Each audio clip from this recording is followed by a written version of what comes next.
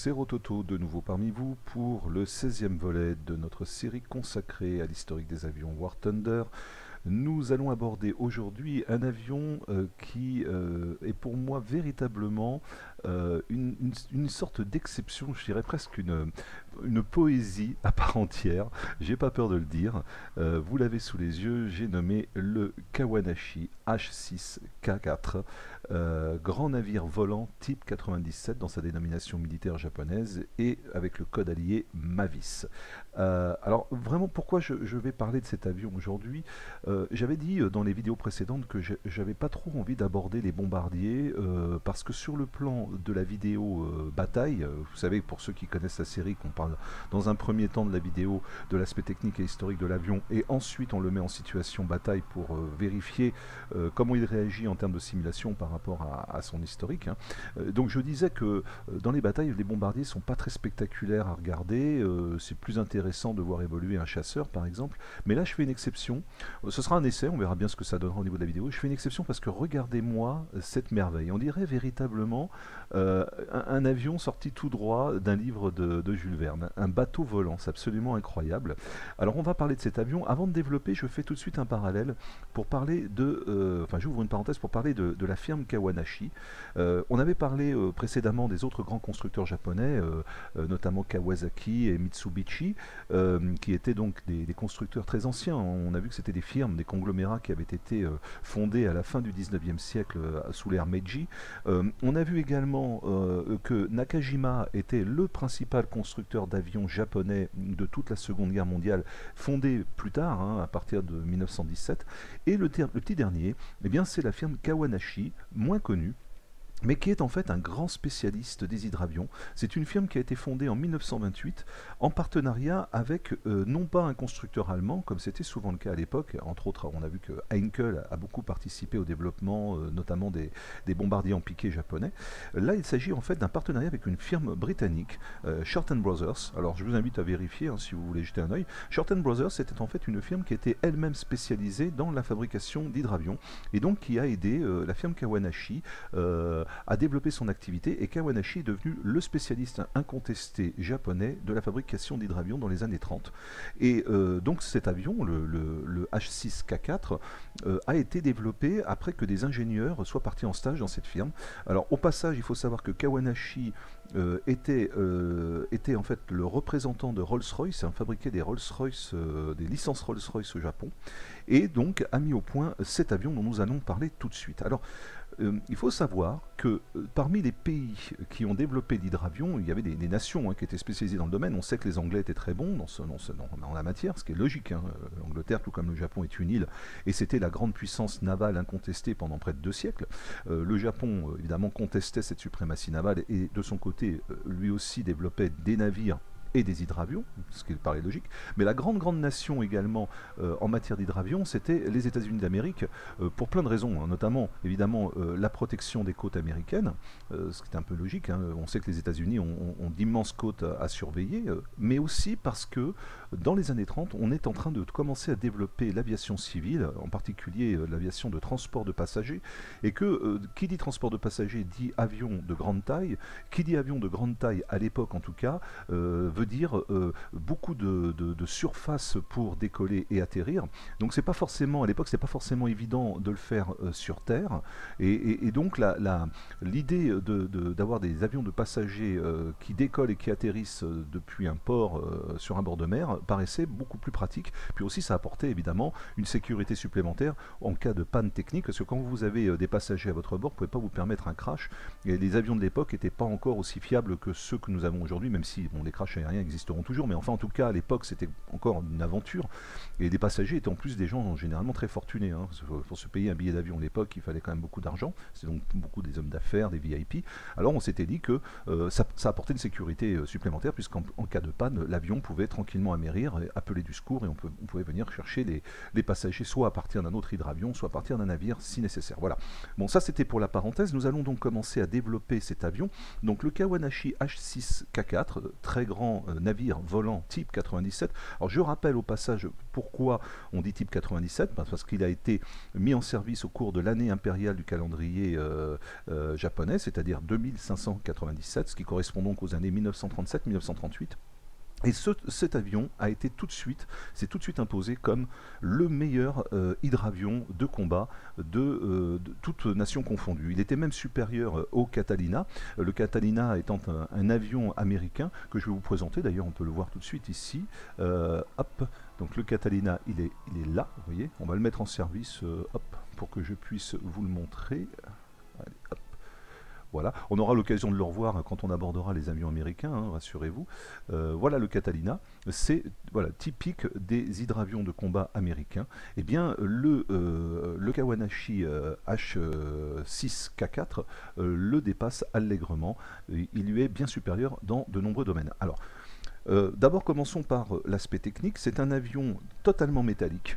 Il faut le remarquer, hein, donc parfaitement moderne, équipé de 4 moteurs Mitsubishi de 1000 chevaux chacun, ce qui lui permettait quand même d'atteindre la vitesse très honorable de 380 km/h, mais avec un rayon d'action absolument incroyable pour l'époque, hein, 5000 km de rayon d'action, c'est absolument incroyable, ce qui lui permettait donc des missions de différents types, mais en particulier des missions de patrouille maritime. Donc il pouvait, le cas échéant, faire des patrouilles de près de 24 heures, je ne sais pas si vous imaginez, 24 heures de patrouille, donc c'était presque l'équivalent d'un dirigeable, on pouvait dire d'une certaine manière, hein. Et c'était très pratique pour surveiller effectivement les côtes japonaises ou repérer les flottes ennemies le cas échéant. Voilà. Autre particularité, il était capable d'avoir un transport, un chargement de bombes très conséquent pour l'époque, puisqu'il pouvait embarquer jusqu'à 2 torpilles de 800 kg, ce qui n'est pas négligeable, et jusqu'à 1 tonne de bombes. Alors je ne crois pas que la simulation le permette. Je ne me rappelle plus de l'armement. Là, il est par défaut. Ah oui, je ne l'ai pas complètement développé. Oui, là pour l'instant, il n'a que. Je ne lui ai mis que 2 bombes de 250 kg. Mais on voit qu'on peut faire des recherches. Vous voyez, pour l'instant, il n'est pas du tout upgradé. On peut donc lui rajouter ces fameuses torpilles qui sont ici. Ouais, vous voyez, bah voilà, la simulation est bien faite, hein. 2 torpilles de 857 kg, c'est exactement ça. Ou 2 torpilles de 935 kg. Là, par contre, ça me paraît un peu élevé, d'après ce que j'ai pu lire sur la fiche technique de cet avion, mais enfin, bon, j'imagine que Gaijin a fait des recherches dans le domaine, ou bien 2 bombes de 800 kg, là aussi ça fait quand même 1,5 tonnes, ça me paraît un peu élevé, mais bon, il faut croire qu'en tout cas les recherches ont été faites dans ce sens, et que les développeurs du jeu ont certainement vu des fiches techniques dont j'ai pas eu connaissance. Voilà. Alors, on va lancer la bataille, on était déjà à 7 minutes, hein, mon Dieu, le temps se passe très très vite. On va lancer la bataille pour développer sa mise en situation, pour vérifier ses réactions par rapport à ce qu'on a pu lire sur le sujet.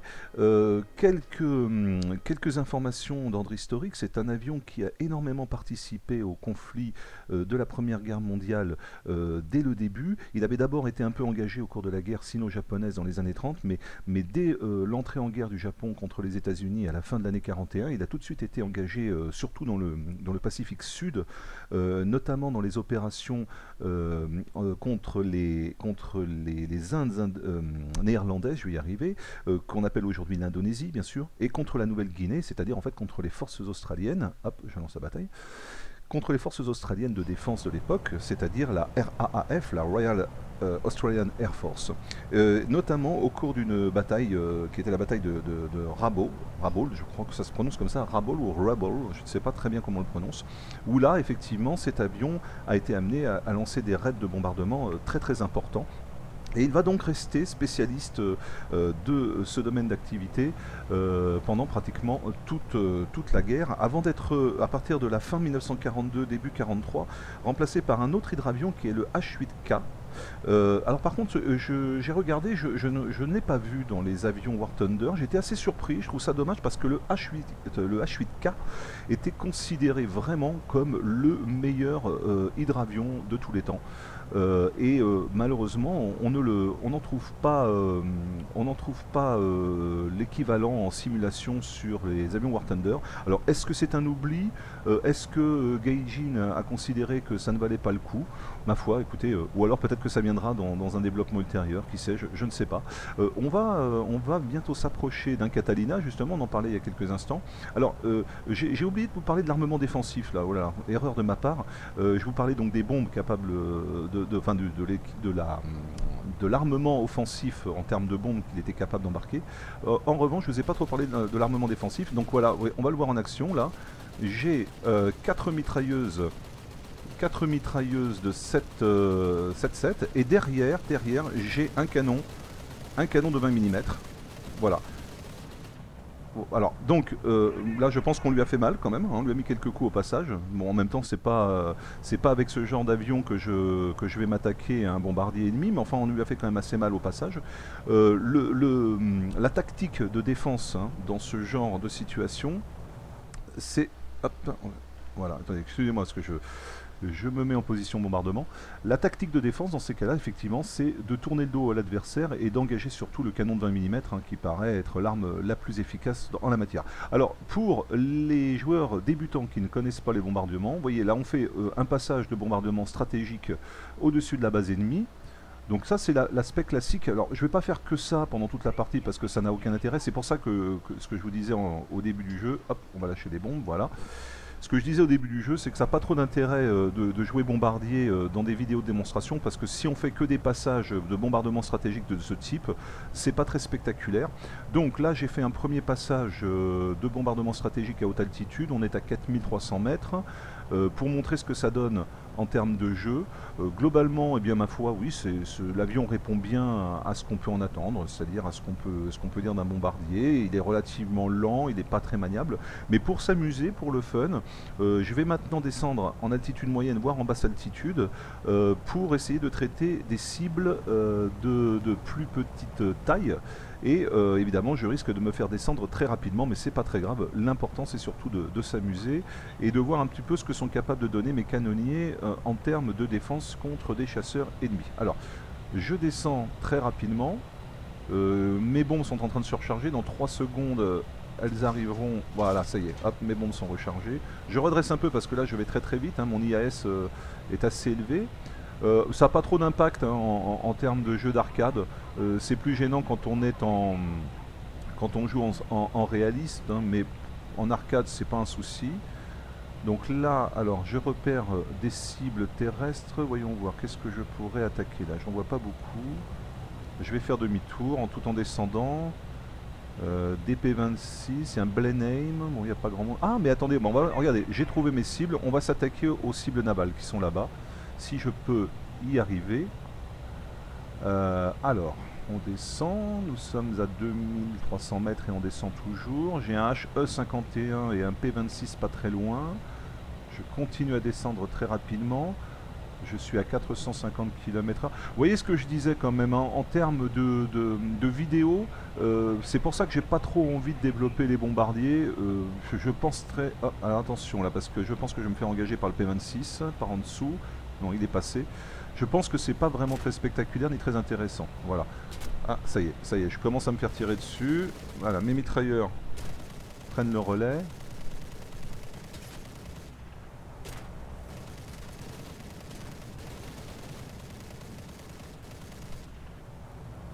Ouais, il est assez loin, mais... Ah, il y en a un autre là. Hein. Le P26. Est-ce que je peux avoir le P26? Il est à 56 mètres.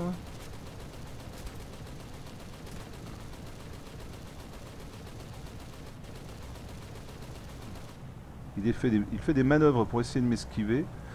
Pour ceux qui ont vu la vidéo précédente, vous avez vu que les joueurs ont une fâcheuse tendance à vous heurter, à vous éperonner quand ils ne parviennent pas à vous descendre, et j'ai bien peur que c'est ce qu'ils risquent de faire.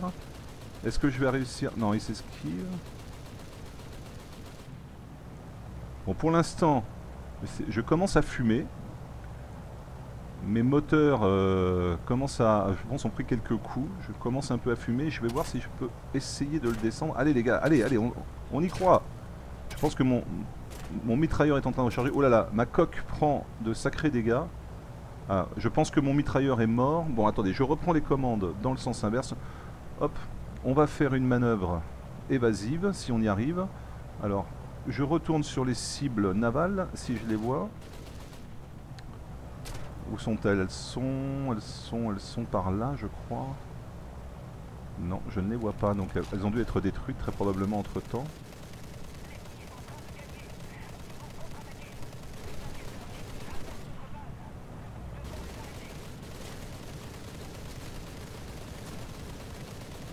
Décidément, il est costaud ce seul.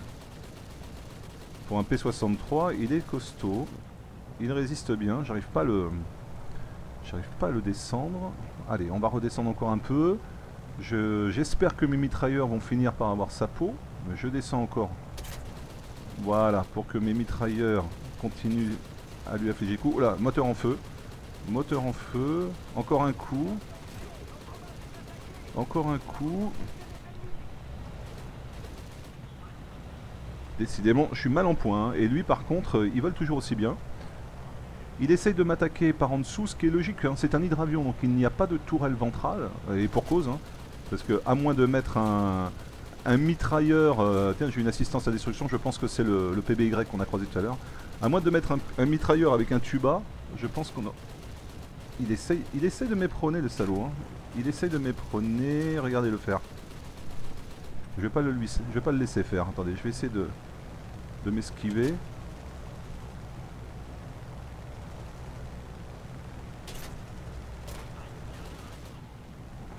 Il est dur à tuer, hein, vraiment. Alors la dernière fois, c'est moi qui avais du mal à détruire les bombardiers. Et là, cette fois-ci, j'ai du mal à contrôler mon avion, là. Je reconnais qu'il commence à... L'infrastructure a tellement souffert que je commence à avoir du mal à virer.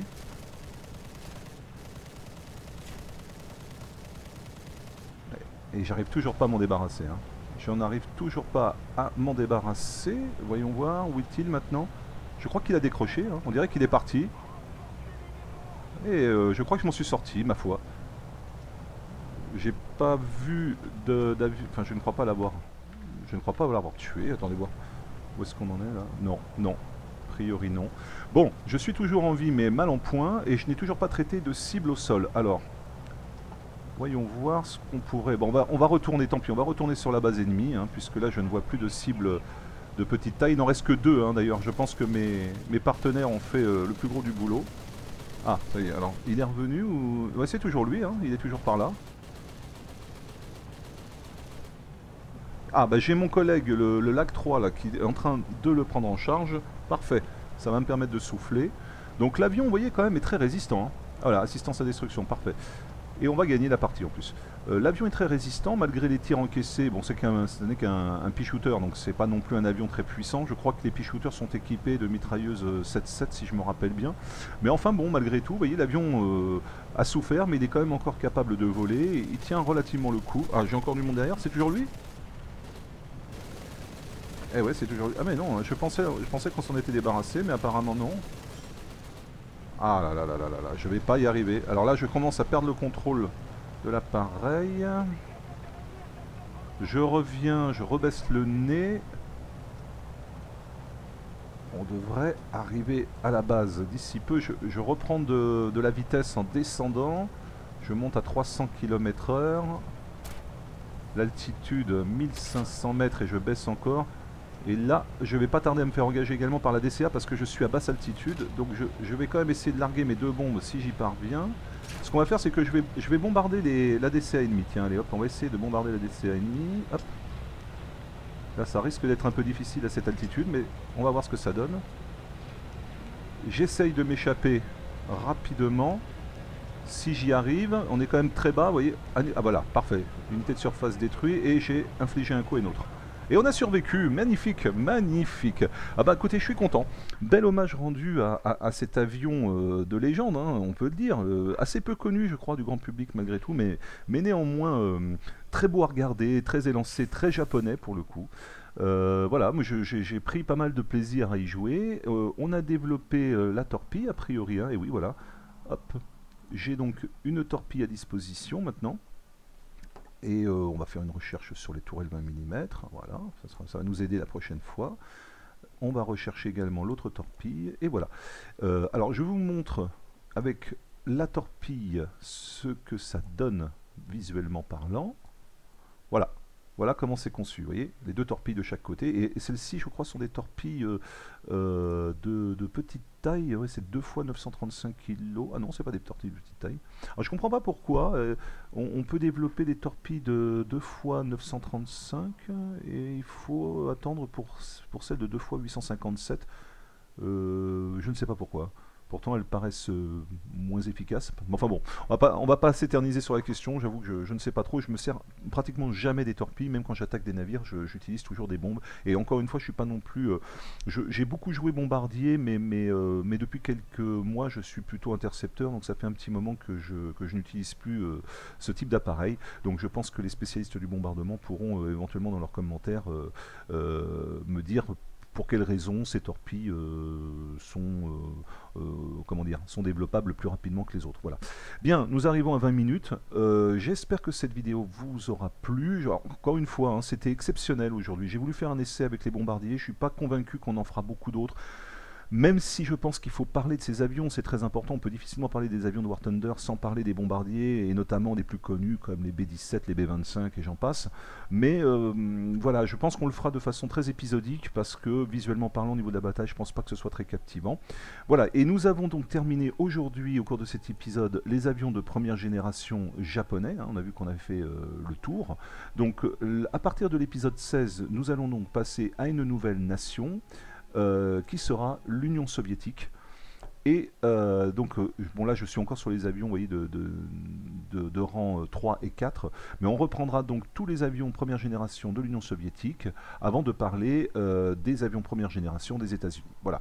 J'espère que cette vidéo vous aura plu, j'espère vous retrouver le plus nombreux possible sur la prochaine, et d'ici là je vous dis à ciao.